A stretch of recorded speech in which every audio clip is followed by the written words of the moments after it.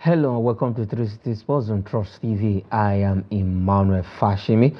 We'll be looking at some stories on the show this morning and concerns Nigerian stories, and we'll go to Colombia, and we'll also talk about the Falconets. They've bowed out of the competition, and we'll look at their performances from the group stage to the round of 16 and the way forward and other stories. On the show this morning. All right, we'll start from Asaba, that is the Delta State capital, precisely at the Stephen Keshi Stadium in Asaba, where the 8th edition of the National Youth Games is ongoing, and the games was declared officially opened during the opening ceremony by the sports minister of Nigeria, that is Senator John Owaneno, who declared the games opened officially, and he actually had a lot of say during the official opening ceremony of the games. And Isaac Omediji will be joining me on the show to look at this particular story and others this morning. But precisely, the minister is actually advising and warning against a cheat. Over the years, we've seen during our youth games, usually this age grade competition, a cheat has been one issue we are really trying to at least kick out of our sports, kick out of our major sports event. The rightful age should be presented for any competition. And when we say grassroots, we have to go back to grassroots. That is how we are to get it right if we definitely want to at least go further and do well during international competitions. All right, we have Isaac Omediji joining us on the show this morning. Isaac, welcome to 360 Sports on Trust TV. Yes, it is the 8th edition of the National Youth Games going on in Asaba. We know that Delta State signed a 4-year contract with the Sports Ministry to host this event back to back. They signed a contract with the ministry to hold the National Youth Game for the next how many years. Now, the minister actually during the opening ceremony speech warns against a cheat, and we've seen, I don't want to, there was a state yesterday, some of the athletes were sent back home.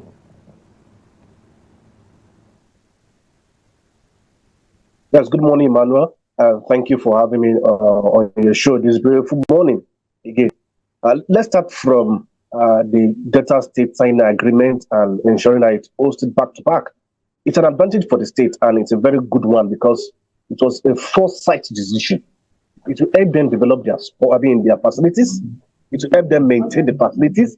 It will make them develop their athletes, produce athletes that in the nearest future they will be the ones that will be dominating the international scene for Nigeria. So it's a good one. Now let's look at the age cheat. When I saw this, I was wondering, okay, is it going to just be theoretical? What is going to be done to those states that will be found guilty? I was very happy now to see that some states have gotten their athletes sent back. That is not enough. Such states should be completely disqualified, because if we don't go tough on age cheats, it will continue to mar our performances even at the international level. That's why we succeed at under 17, under 20, under 23, and find it difficult to achieve any reasonable success at the senior national team level, for either in either football or any other sport as you may call it. You have someone who is already 35 planning to be 16. That age difference is too huge. I want them to ensure that we know youths. See, you don't even need any machine to test them. We are Nigerians. We know ourselves very well. May I say you, Emmanuel, I should be able to determine what age range you should belong.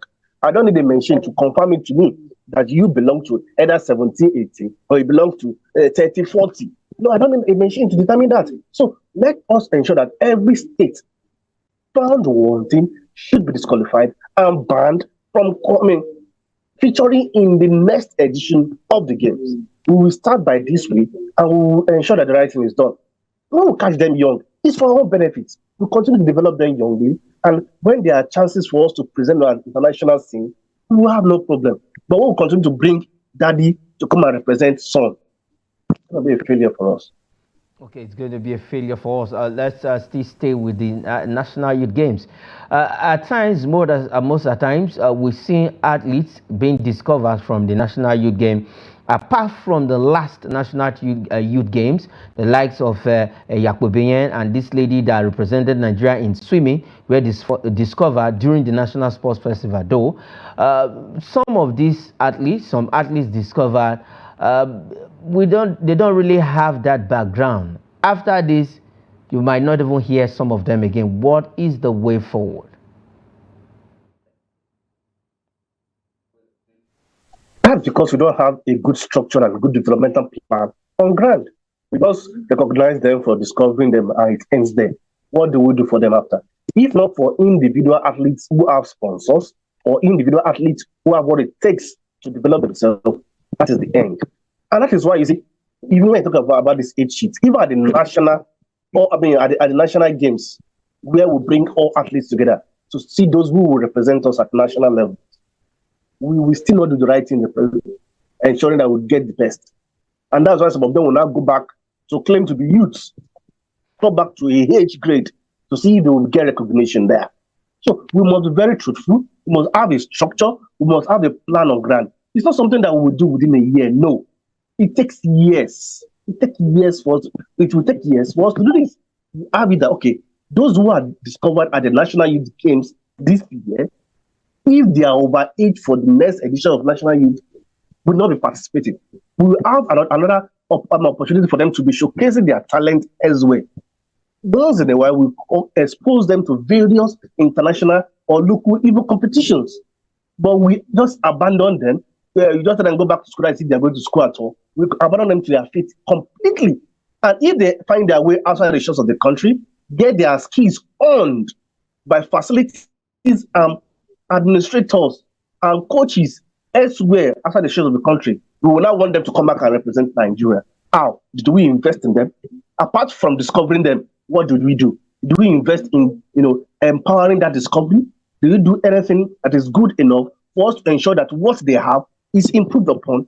These are the questions that demand answer. So we should not go beyond discovery and have a structure on ground where we will expose these ones to various. We have ministries that are organizing all these sports. So what is wrong in this ministry having particular calendar at least 3 times or 4 times in a year, where these young ones or these old ones discovered can be exposed? No, we don't have that. We would not dump them, wait for the another game and discover new ones and start singing their praises. It's not done. Let us see a quality progression from the National Youth Games to the National Games to the All African Games to the World Championship. Then we will say we have structures on ground. Okay, we say we have structures on ground for the 8th edition of the National Youth Games. It's ongoing at National Youth Games. It's ongoing at Stephen Keshi Stadium is the venue where some of the games event will be holding, and we'll have center at Ogwashuku and Co. And let's see how this time around is going to turn out. We know that Delta State, the one state that loves sports so much, and they are doing well. They've invested in the 8th edition, also renovation. They've given Stephen Keshi Stadium a new a facelift, and other facilities being brought in. But let's see how it ends. And from that angle, talents discovered, according to Isaac Omidiji, should be given the maximum training, expose them to better facilities, at least let there be a structure, do a follow-up program for them so that they can represent the country when it comes to international event. All right, let's leave that story and go to Pretoria, that is South Africa, right now, where the Afro Basket Under 18 tournament is ongoing. Yes, for 2 teams, the Junior D Tigress and the Junior D Tigers is a big one for them. We know the visa issue that hampered the going of this team to South Africa. But the journey ends for the D Tigers. First, we'll look at that, where they lost to Mali, 81 to 70 points. It ended in that particular game. But for the Junior D Tigers, they will be taking on Uganda in the semis final of the competition. But for the D Tigers, 3-time champions, they've crashed out of the competition. Isaac, the Junior D Tigers, despite winning the first quarter of that game, they couldn't hold it, and the Malians came back strong and it ended 81-70 in favor of the Malians. Very unfortunate. I think the young the Tigers, the junior the Tigers, somehow complacent, and they thought that since they got in the first quarter, the Malians are not the match for them. But the Malians came back strongly. It's now history. It's no sin that they have crashed out. They've won the tournament 3 times in the past. So this time around is good for us to apply our lessons the hard way. I don't want to count the visa issue as part of the reason why they crashed out. No, it's not. They've won much ever since. I know they got to Pretoria a few hours to the first game, but they've been able to show character. So I think it was game management that was very wrong in that particular one against Mali, and they allowed the Malians came back strongly. And when the Malians came back strongly, they refused to down their shoulders. They continued to rise until they crashed out the Tigers, the junior the Tigers. It's not a good one, but they're back home. So for the ladies, the junior the Tigers, I'm happy for them. To see that it was even the Egyptian side that they lost to within some days back, that they were able to also beat again, shows character, shows discipline and determination on the part of these girls. Let us give them their flowers, especially the technical team. Okay, playing against Uganda in the semis for the junior D Tigers, what are your expectations?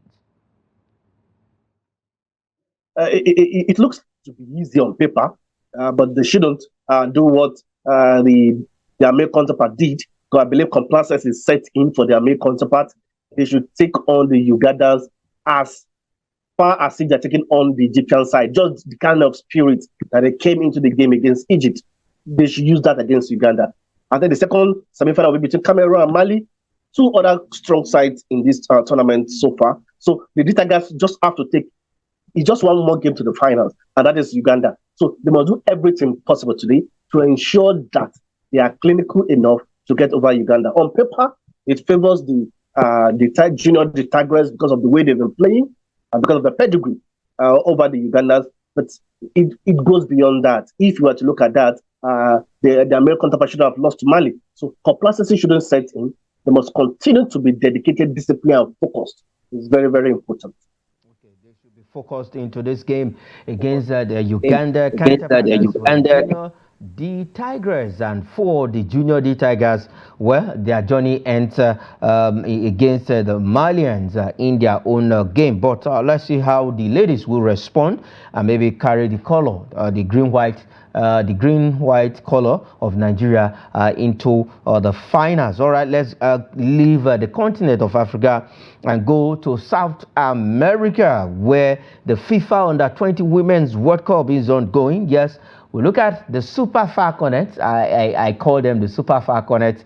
Earlier of this morning, that game was played earlier of this morning against the Nadeshiko, the junior Nadeshiko female team, women's team of Japan.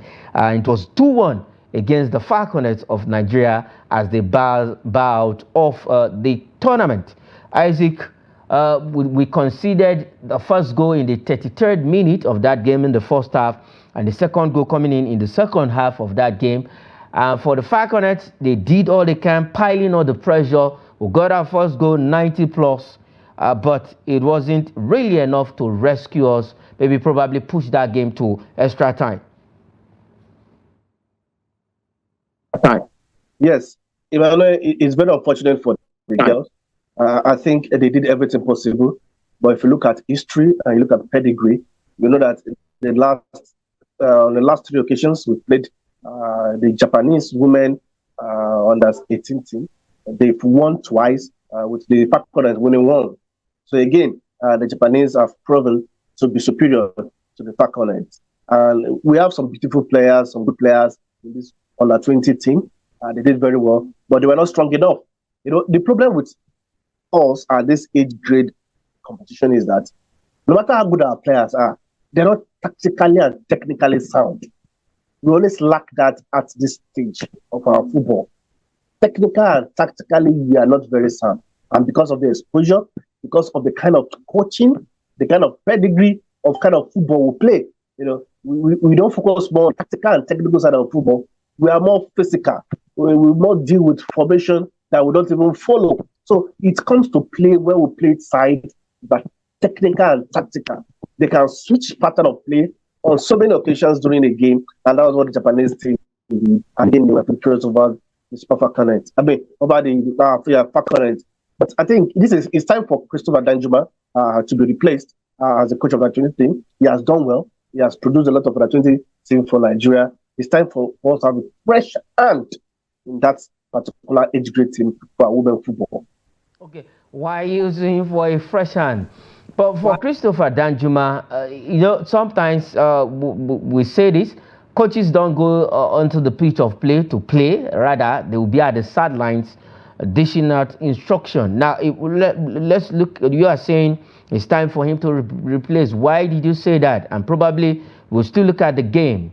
Where did the Falconets get it wrong? You talked about tactics. Is it the tactics of Coach Christopher Danjuma that cost us this game against the Japanese?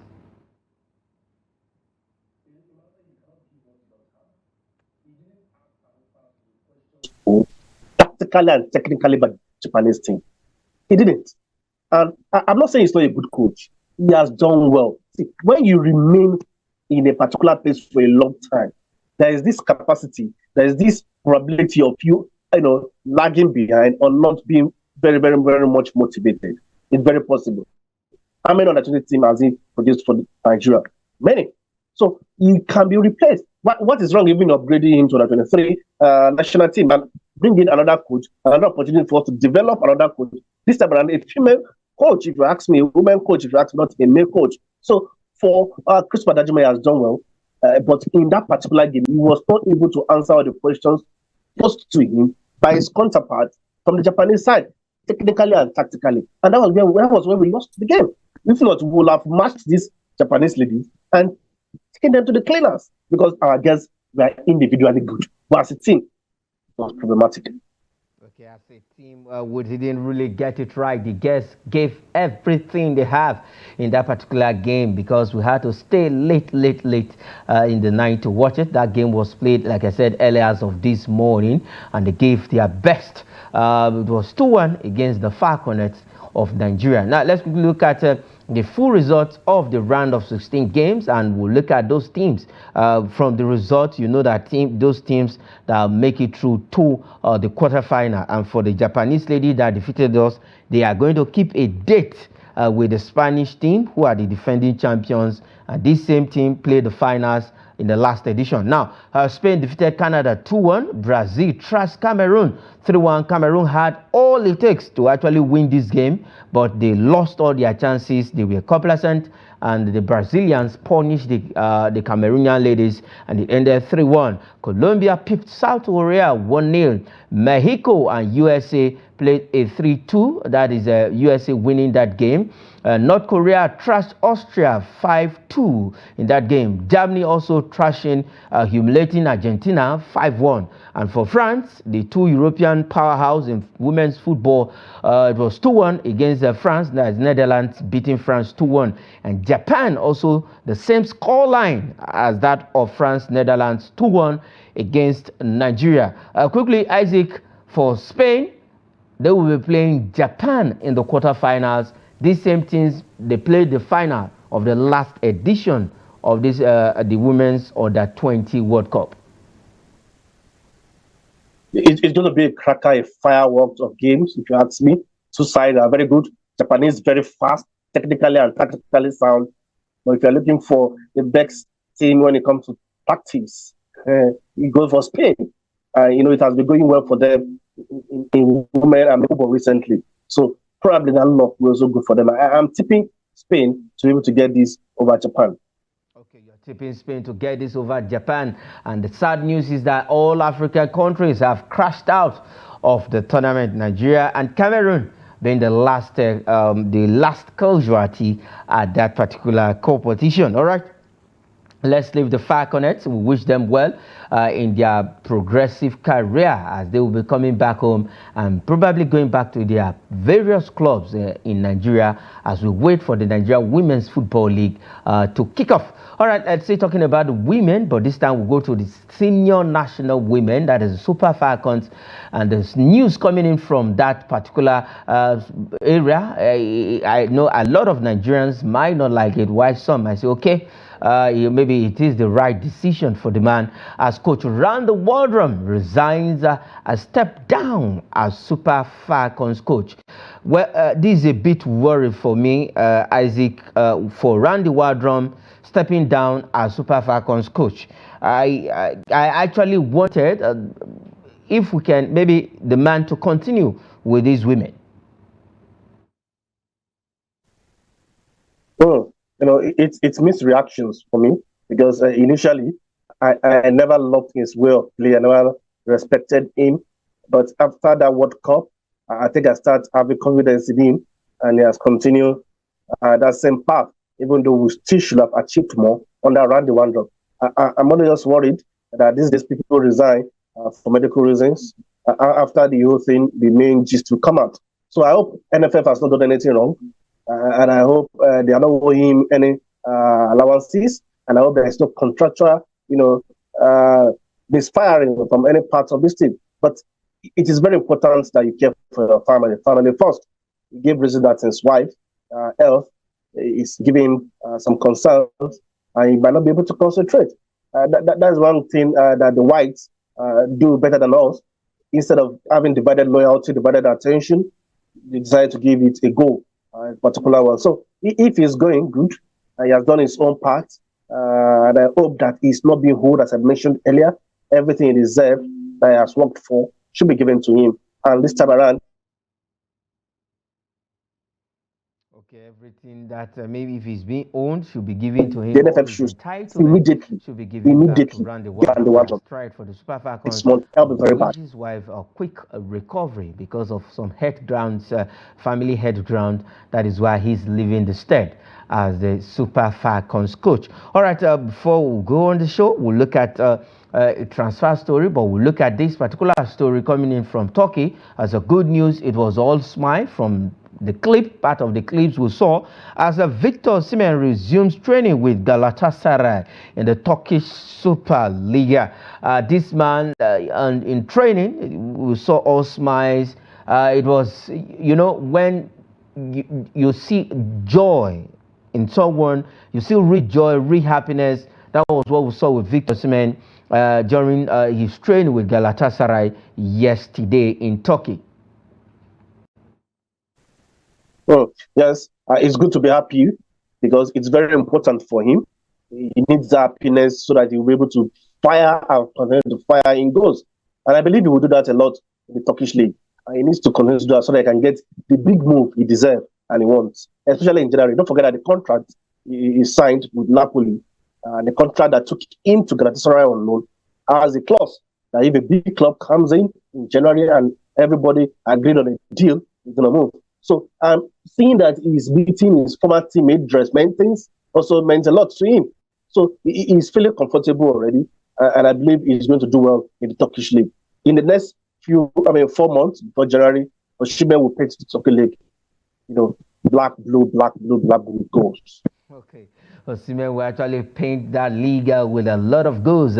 We saw that joy, that happiness, and when he scored for Nigeria at the Godswill Akpabio International Stadium, I think that was another way of giving himself confidence going to the Turkish Super Liga. All right, before we go on the show, let's look at this last one. Liverpool this time around. Liverpool still keen on Bayern Munich midfielder Jamal Musiala.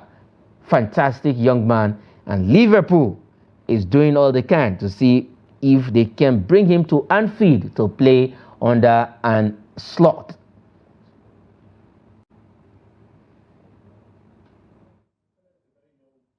Very wonderful one. One of the prospects that you're looking at for the one day they will be on the Ballon d'Or nomination first 3 or last 3. So coming to Liverpool is like coming back home. He was also qualified to play for England before he chose Germany. For Liverpool, it's a team that suits its kind of play. If you see the way Arsenal has decided to play, it's kind of pattern of football in Liverpool since he came in. So Liverpool knows how to go for young, good players, and I see him fitting in into Liverpool. And the English Premier League will sell him better, make his stock to rise.